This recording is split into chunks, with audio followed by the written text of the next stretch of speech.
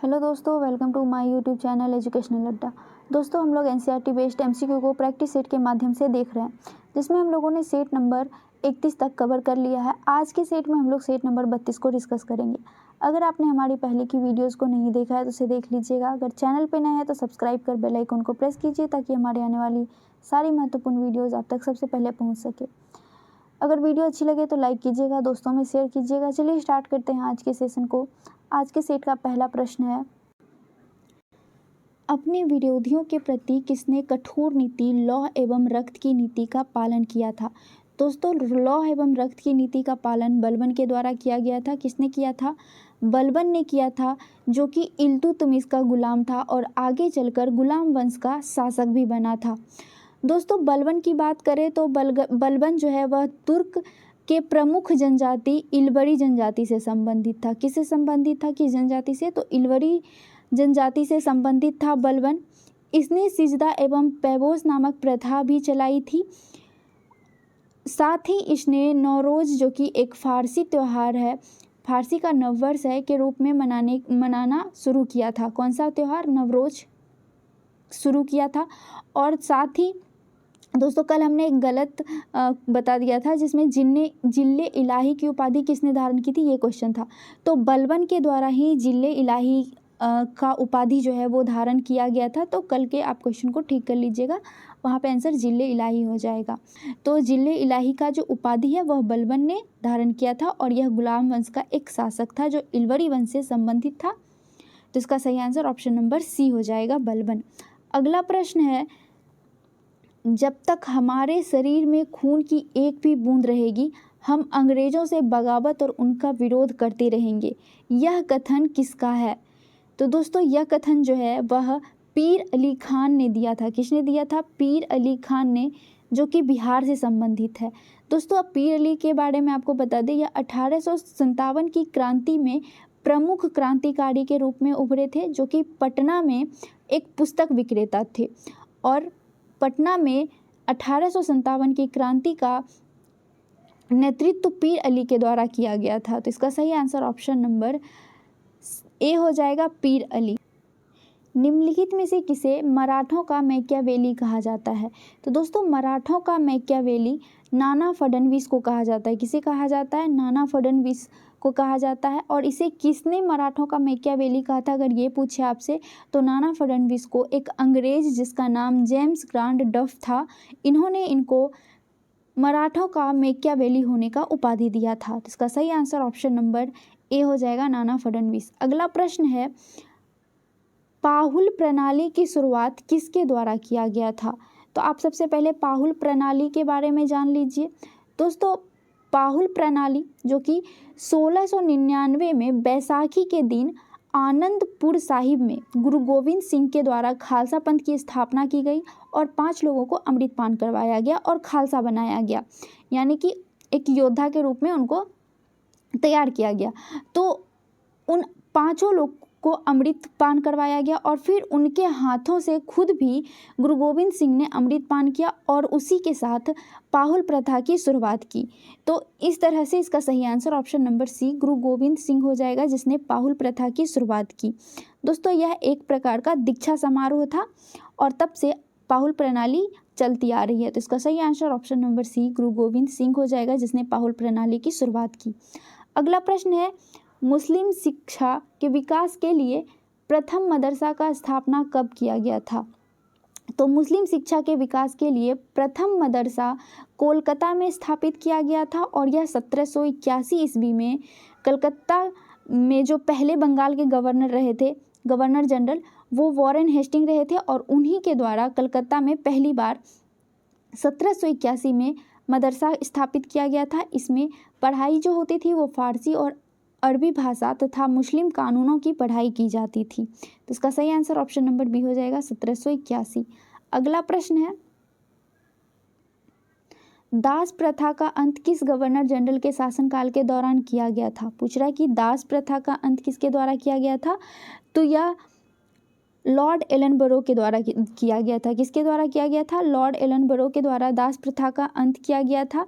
और पूछे आपसे कि कब किया गया था, तो यह 1833 के चार्टर एक्ट के द्वारा ख़त्म कर दिया गया था। लेकिन इस अधिनियम को लागू करने की बात करें तो ये इस अधिनियम को लागू किया था 1843 ईस्वी में, और यह पूरे भारत में दास प्रथा को अवैध घोषित किया गया था। तो इसका सही आंसर ऑप्शन नंबर सी हो जाएगा, लॉर्ड एलनबरो।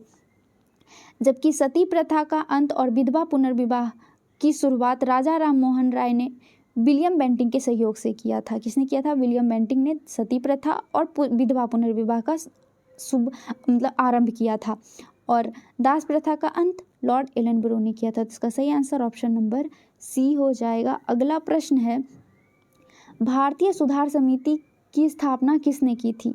दोस्तों, भारतीय सुधार समिति की स्थापना दादा भाई नौरोजी ने 1887 ईस्वी में इंग्लैंड में की थी। कहाँ पे की थी? इंग्लैंड में 1887 ईस्वी में दादा भाई नौरोजी ने भारतीय सुधार समिति की स्थापना की थी। इसका सही आंसर ऑप्शन नंबर सी हो जाएगा। नेक्स्ट प्रश्न है, 1857 की क्रांति के दौरान फैजाबाद में इसका नेतृत्व किसने किया था? यानी 1857 की क्रांति का नेतृत्व फैजाबाद में किसके द्वारा किया गया था? तो मौलवी अहमदुल्ला के द्वारा फैजाबाद में 1857 की क्रांति का नेतृत्व किया गया था। इसका सही आंसर ऑप्शन नंबर सी हो जाएगा। खान बहादुर खान कहाँ का नेतृत्व किए थे? तो इसने बरेली से नेतृत्व किया था। अजीमुल्लाह जो कि नाना साहेब के सचिव थे, इन्होंने कानपुर से नाना साहेब के साथ मिलकर 1857 की क्रांति का नेतृत्व किया। और साथ में लियाकत अली की बात करें तो लियाकत अली जो है वह इलाहाबाद से 1857 की क्रांति का नेतृत्व किए थे। अगला प्रश्न है, कैबिनेट मिशन 1946 को मुस्लिम लीग ने कब स्वीकार किया था? तो दोस्तों, कैबिनेट मिशन 1946 को मुस्लिम लीग के द्वारा 6 जून 1946 ईस्वी को स्वीकार किया गया था और अपना समर्थन दिया था। लेकिन 29 जुलाई 1946 ईस्वी को इन्होंने अपना समर्थन वापस भी ले लिया। स्वीकृति दी थी 6 जून 1946 को, और इसका समर्थन वापस कब ले लिया था? तो 29 जुलाई 1946 को इसका जो है समर्थन भी वापस ले लिया था। अगर आपसे पूछे कि कांग्रेस कैबिनेट मिशन 1946 को कब स्वीकार किया था, तो याद रखिएगा 24 जून 1946 को कांग्रेस के द्वारा कैबिनेट मिशन को स्वीकारा गया था। अगला प्रश्न है, भगत सिंह को फांसी की सजा सुनाने वाला न्यायाधीश कौन था? तो दोस्तों, भगत सिंह को जो फांसी की सजा दिए थे उस समय जज कौन थे? तो वो थे जीसी हिल्टन। कौन थे? जीसी हिल्टन थे, जिसने भगत सिंह को फांसी की सजा दी थी।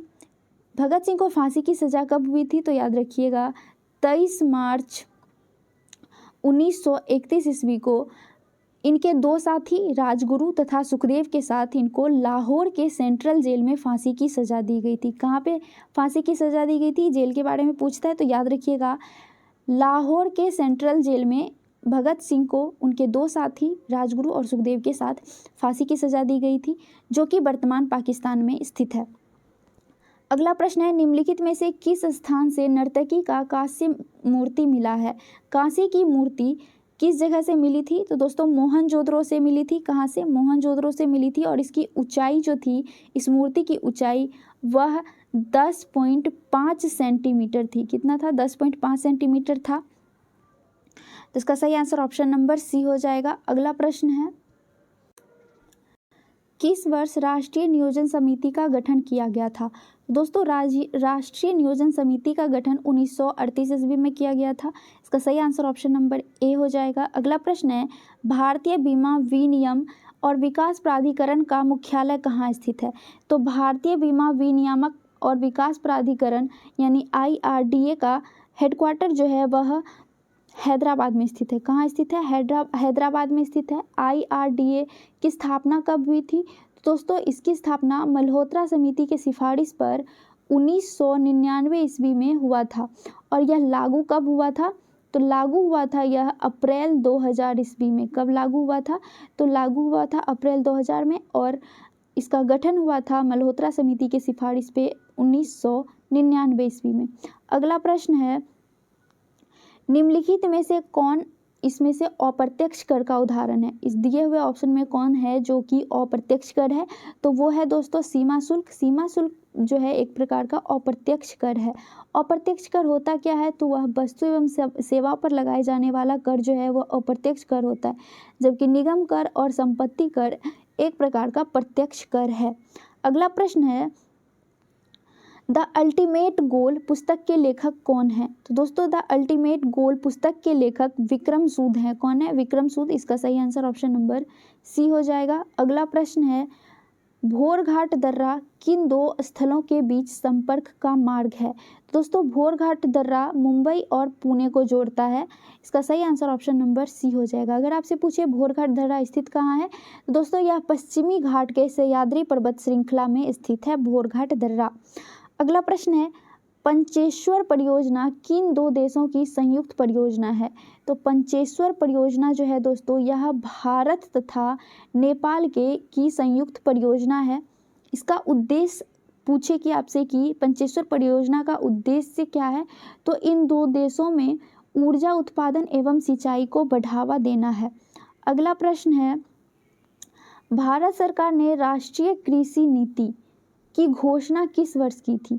तो दोस्तों भारत सरकार के द्वारा राष्ट्रीय कृषि नीति की घोषणा 28 जुलाई 2000 ईस्वी को की गई थी। कब की गई थी? 28 जुलाई 2000 ईस्वी को। इसका उद्देश्य जो था वो था कृषि के क्षेत्र में हर साल 4% से ज़्यादा की वृद्धि करना। अगला प्रश्न है, दक्षिणी सह्याद्री का निम्नलिखित में से सर्वोच्च शिखर है?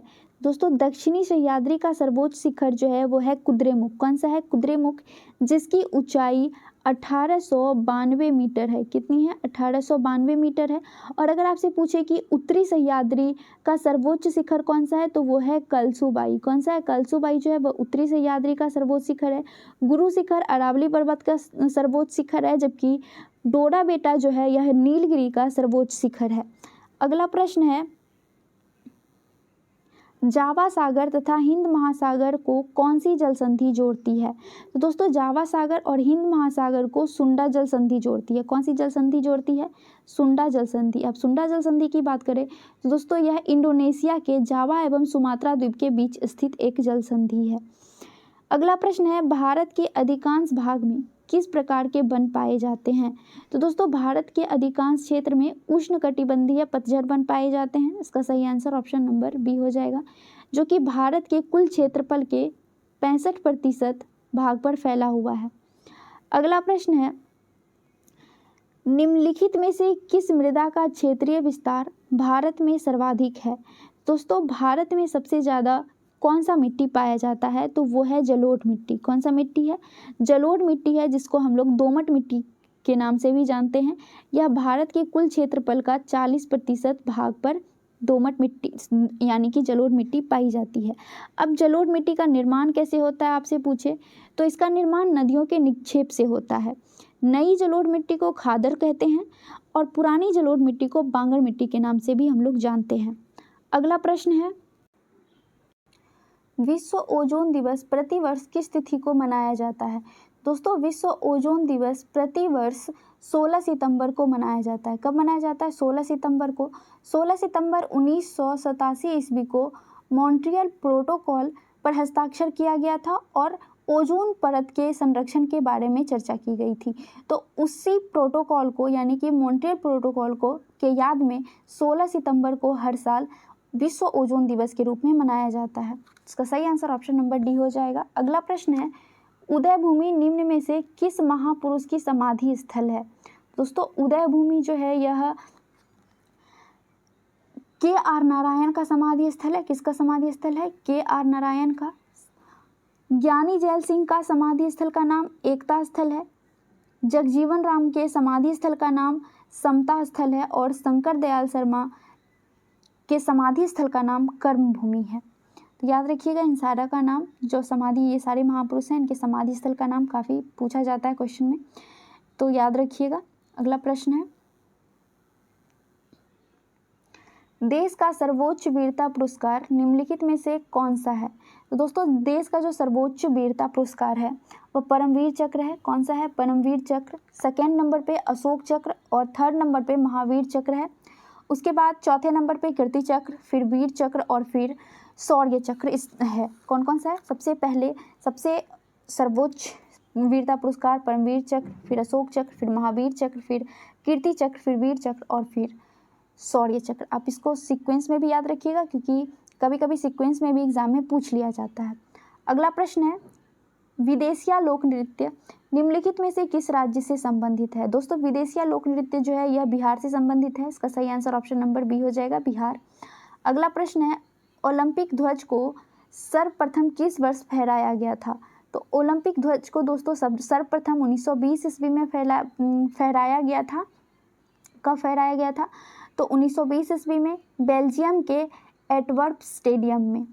अगला प्रश्न है, सूचना क्रांति के जनक के रूप में किसे जाना जाता है? तो सूचना क्रांति के जनक के रूप में आर्थर सी क्लार्क को जाना जाता है। किसको जाना जाता है? आर्थर सी क्लार्क को जाना जाता है।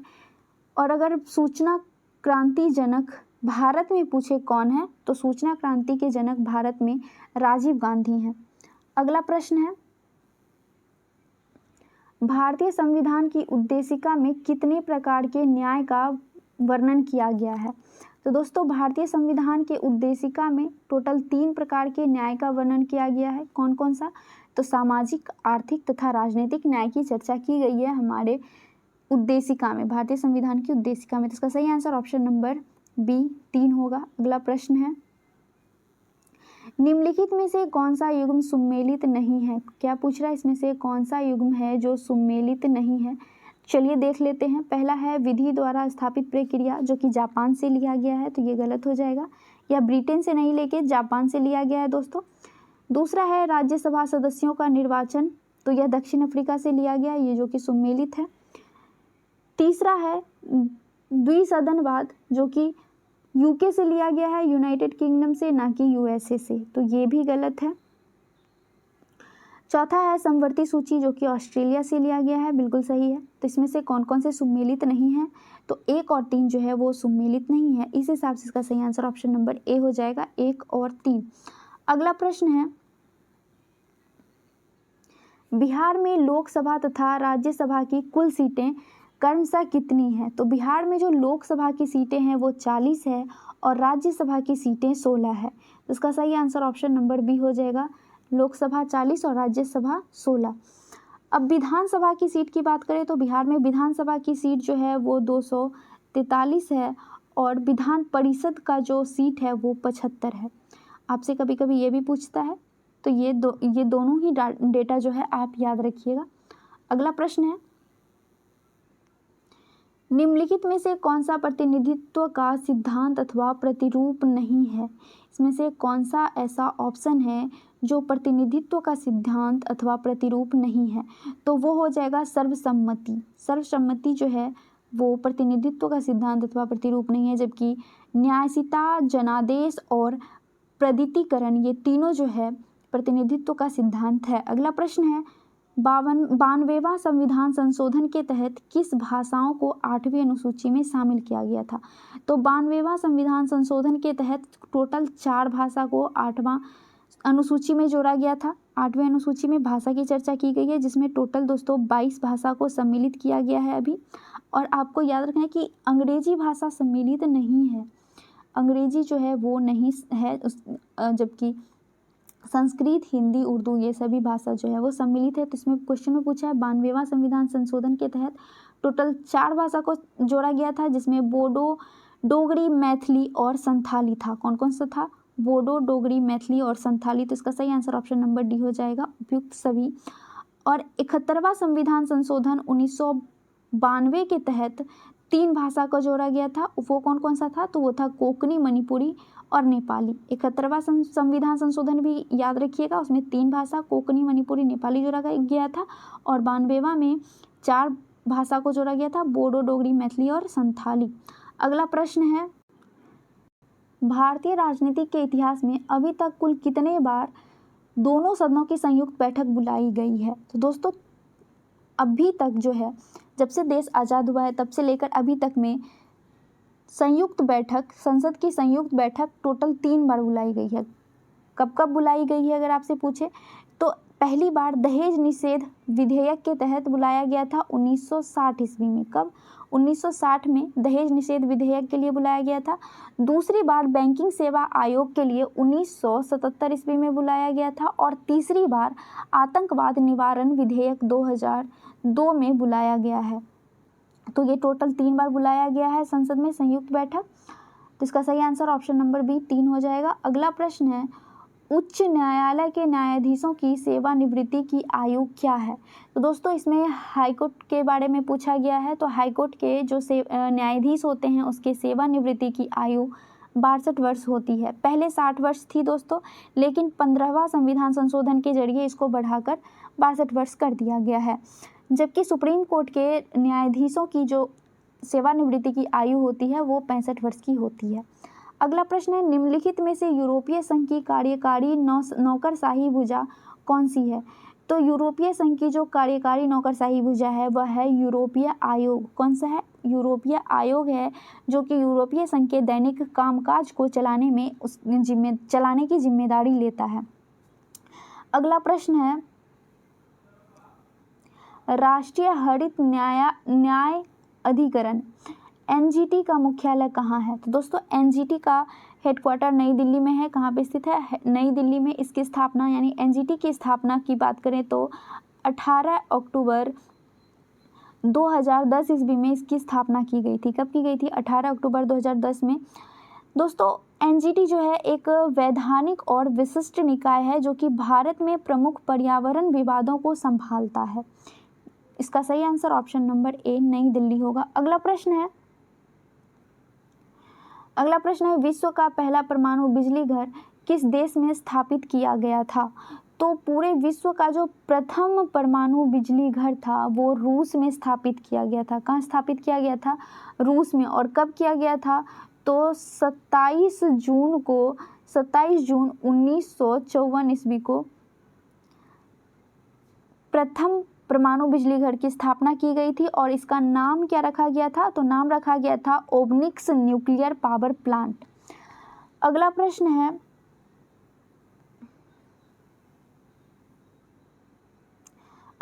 है, बारबरी तथा जमुना पारी किसकी नस्लें हैं? तो दोस्तों ये दोनों बकरी की नस्लें हैं जिसको दूध और उसके मांस के लिए पाला जाता है। अगला प्रश्न है, किसी घर में लगे बिजली बल्ब पर 200 वोल्ट तथा 100 वाट लिखा हुआ है, उस बल्ब का कुल प्रतिरोध कितना होगा? तो दोस्तों उसका टोटल प्रतिरोध है जो है वो 400 ओम हो जाएगा।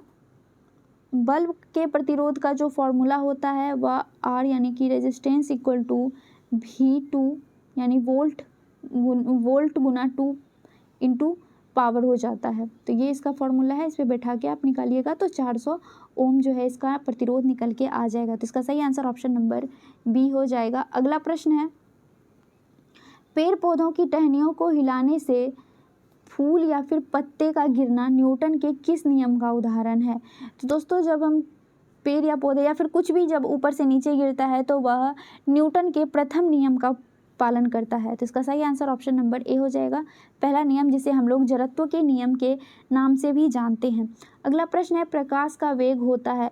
तो दोस्तों प्रकाश का वेग 3 × 10⁸ मीटर पर सेकेंड होता है, जो कि ऑप्शन नंबर बी में दिया हुआ है। तो इसका सही आंसर ऑप्शन नंबर बी हो जाएगा। अगला प्रश्न है, सेविंग ब्रश के रेशे आपस में चिपक जाते हैं, यह किसका उदाहरण है?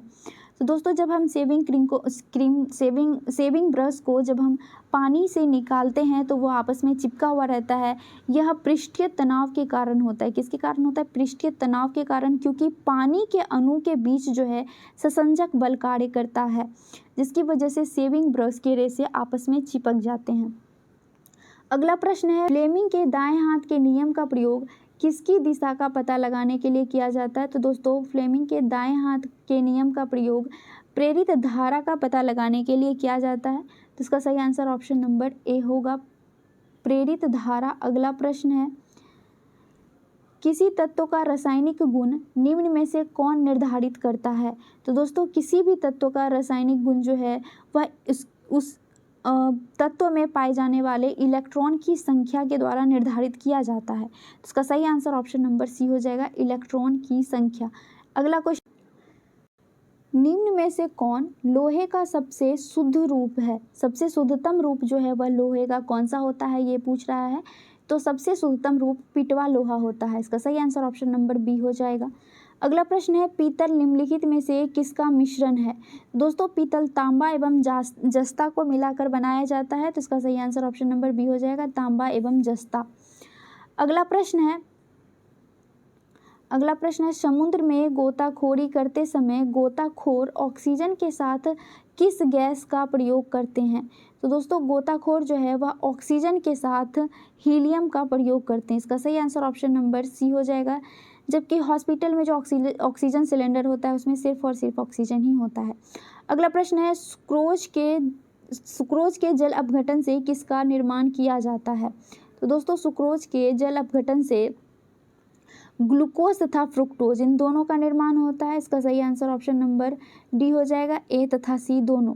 दोस्तों सुक्रोज जो है वह ग्लूकोज एवं फ्रुक्टोज का डाइसैकेराइड होता है। क्या होता है? डाइसैकेराइड।